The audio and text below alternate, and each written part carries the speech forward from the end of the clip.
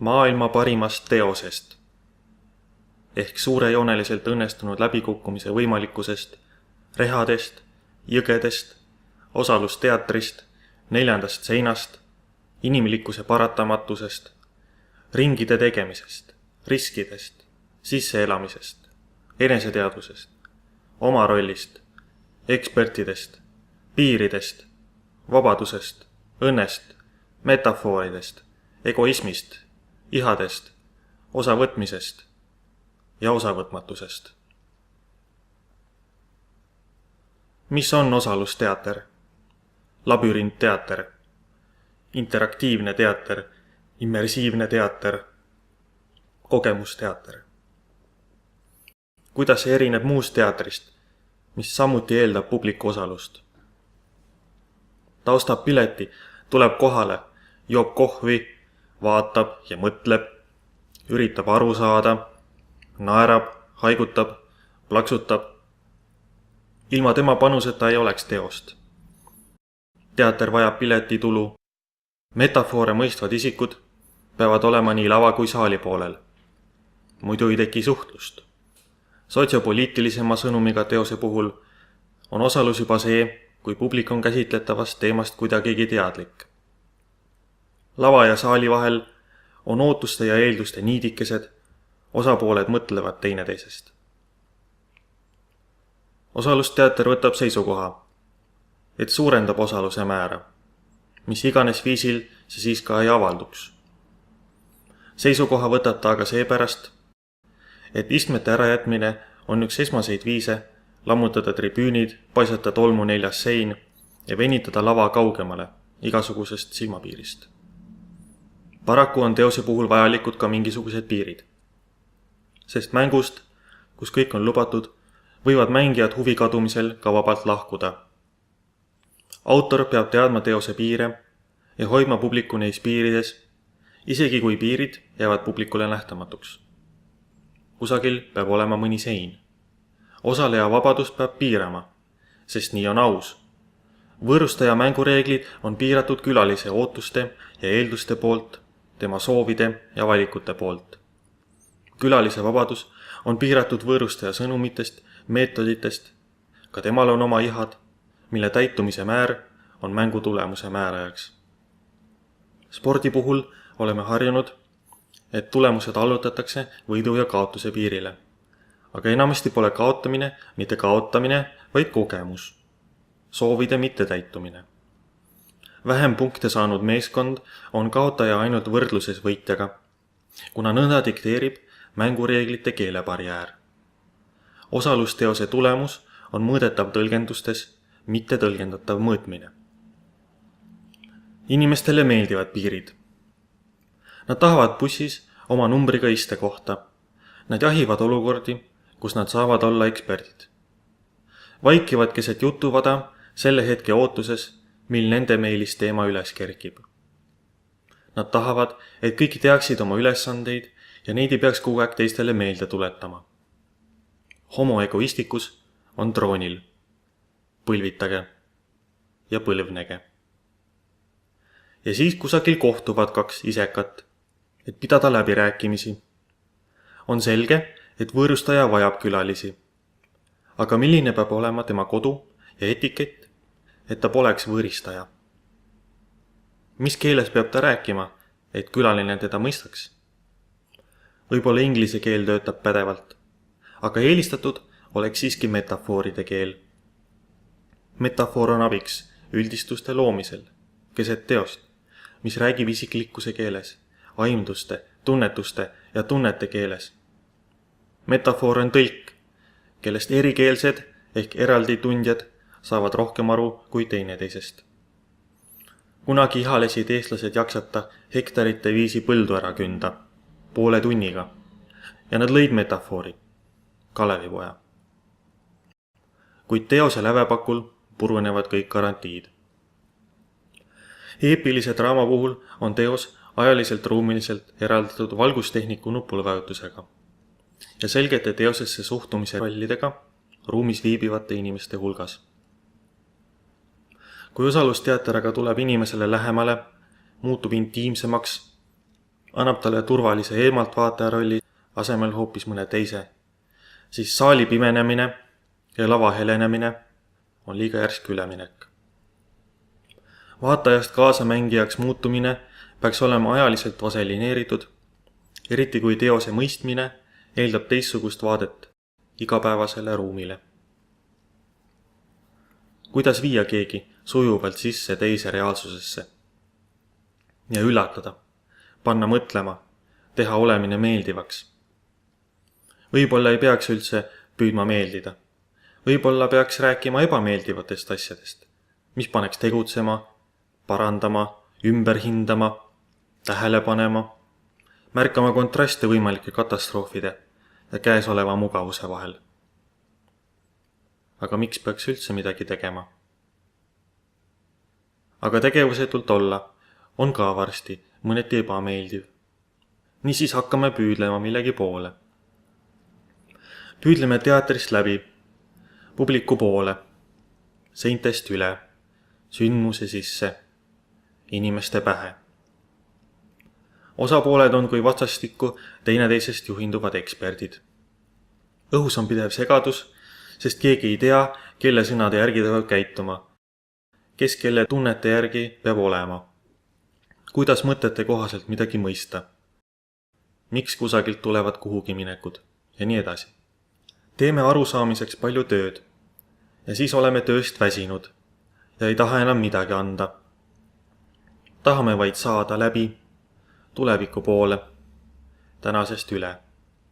Ei jaksa enam mõelda, ega kirjutada, ega arutada. Tahaks lihtsalt istuda ja vaadata midagi head. Teos ei pea muutma selle kogeja maailma. Teos peab olema usutav maailm, milles külaline mingi aja viibib ja lahkub heade mälestustega. Kui usutavus on nõrk ja on kahtlevaid mälestusi, siis pole ebaõnnestumine mitte maailma muutmises, vaid muudetud maailma loomises. Öeldakse, et 2 korda samasse jõkke ei saa astuda, aga sama reha otsa küll. Nagu ütlesid vanad roomlased, conculcarent rastris humanum est. Miks ei saa täiuslik teos kunagi valmis? Sest inimene pole robot. Arvuti saab kunstist ideaalselt aru. Anna talle hulk andmeid ja paar vihjet ja kõik on selge. Ka inimene saab kunstist aru. Võib-olla paremini kui masin või vähemalt teisiti, aga ta ei hakka kunagi sellest aru saama. Vähemalt mitte varsti. Inimene eirab kunstist arusaamist, sest ükskõik või palju ta ka ei tahaks teada, tahab ta veel rohkem uskuda. Me kardame olla masinad ja seepärast ei astume jõkke, kuna posthumaanne ajastu hirmutab meid. Me astume rehale ja loome sama teost aina uuesti ja uuesti. Ja nii kogume me andmeid. Aga kuna meie kõvakettad on pehmed, siis võtab kaua aega, et koguda piisavalt andmeid nendest innovatsiooni loomiseks.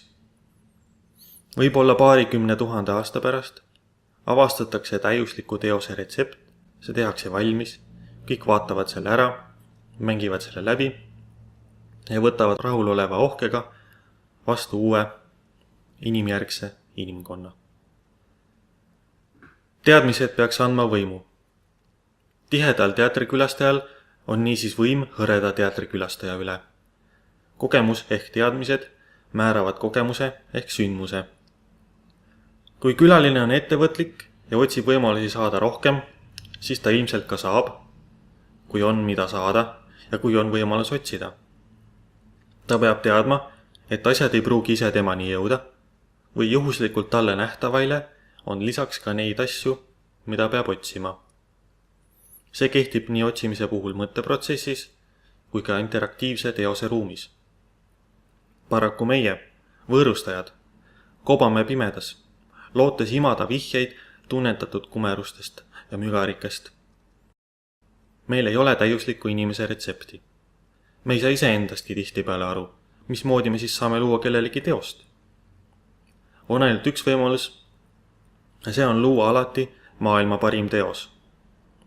Teha seda nii, nagu maailm hakkaks kohe lõppema ja sa pead kirjutama selle testamendi universumile, Mingi osa sellest ei lähe kindlasti käiku. Mingi osa ebaõnnestub. Aga sa muutud sellest paremaks. Aina paremini sa hävid, et aina võimsamalt taas sündida. Aina enam saad sa aru, kes sa oled. Kus sa oled sina? Kus sa algad? Kus lõpped? Sa tead, et sinu teevad teised. Päris sina saaksid sa olla vaid siis, kui oleksid üksi, nii et teisi pole kunagi olnudki, ega tulegi. Aga sa tahad olla teistmoodi üksi, olla siinpool piiri. Ja siinpool piiri sa pole sina. Sa mängid ennast. Sa loed oma read maha, sa kirjutad ise oma read, siis loed neid, siis kirjutad uued, et elada parimat teost. Mida rohkem sa lubad teisi oma piirile, seda konkreetsemaks sa muutud. Su mask püsib peas ilma kummitagi. Mida lähemale sa lähed teistele, lähemale piirile, seda selgemaks see saab, seda vähem pead sa ennast otsima. Aga need on ainult minu mõtted. Ja kellegi teise mõtted, kes mind on inspireerinud sarnaselt mõtlema. Sarnaselt mõtlejate mõtted. Mina ei taha teile midagi ette öelda, kuidas on või peab olema. Mina ei taha olla teie juht. Ma tahan ainult aidata. Inimesed juba on vahel sellised, et tahavad üksteist aidata. Parem on elada, kui inimesed su ümber on õnnelikud. Me soovime vabadust ja ilu, aga ei tea, kuidas seda saavutada. Tööd ei tehta enamasti vabaduse ja ilu pärast. Vabadus ja ilu on lisaväärtused, mida saab tööl teenitud rahaga osta. Vahetusväärtus on mürgitanud inimeste meeled ja maailm on täis tülpimuse barrikaade. Me arendame kiirust ja efektiivsust, aga sulgeme end endasse. Tehnoloogia, mis on andnud meile külluse, on meile jätnud täitmata soovid. Meie teadmised on teinud meid küüniliseks, meie kavalus kalgiks ja kitsiks. Masinlikkusest enam vajame me inimlikkust ja inimlikkusest enam head inimlikkust. Kavalusele lisaks vajame me lahkust ja õrnust, et lahkelt anda, aga ka õrnalt võtta. Facebook, Twitter, Instagram, hashtag on meid toonud üksteisele lähemale. Need loodi inimlikkust tugevdama, võimendama, aga seda enam vajavad nad inimese headust ja vendlust, et meid ühendada, mitte lahutada. Minu hääl jõuab tehnoloogia abil praegu miljarditeni, meeste, naiste ja lasteni, kõikjal, aga nad ei kuule mind, sest ma ei kuule ega näe neid. Aga ma ei heida meelt, sest mul on kunst. Inimeste ükskõiksus saab ühel hetkel otsa. Osavõtmatus kaob ja laisad surevad ja teost, mida ma loon ma aina uuesti ja kuni inimene on surelik, ei sure teos kunagi. Kolleegid, inimesed, ärge andke end matside ohjesse, nende ohjesse, kes teid ei mõista. Võtke nad enda ohjesse, muutke nende elu, mõelge koos, tundke koos, arenege koos. Ärge muutuge masinateks, masinlike meelte ja masinlike südametega. Te pole masinad, te pole kari, te olete inimesed, teis on ilu ja vabadus. Teis on võime luua masinaid, luua ilu ja vabadust, luua õnne ja teha sellest elust imeline teekond. Kunsti nimel kasutage oma võimeid, ühinegem, töötame koos, et see maailm oleks imeline ka meie järeltulijatele. Me ei saa kunagi olema vabad, kuni me seda maailma pole loonud, kuni me pole loonud teost, mida me saame ise nautida, mitte kui autorite, vaid publikuna. Võidelgem selle teose nimel, mis ületaks isiklikud erinevused, vahendusväärtused, kaugkohalolu ja osavõtmatuse. Võidelgem selle maailma nimel, kus me ei pea enam kunagi kellegagi millegi nimel võitlema, ja kus õnnelikkus, mis on saavutatav ilma selle saavutamiseks vajalike vahenditeta, teeb meid õnnelikuks. No one's gonna take me alive. The time has come to make things right. You and I must fight for our rights. You and I must fight to survive.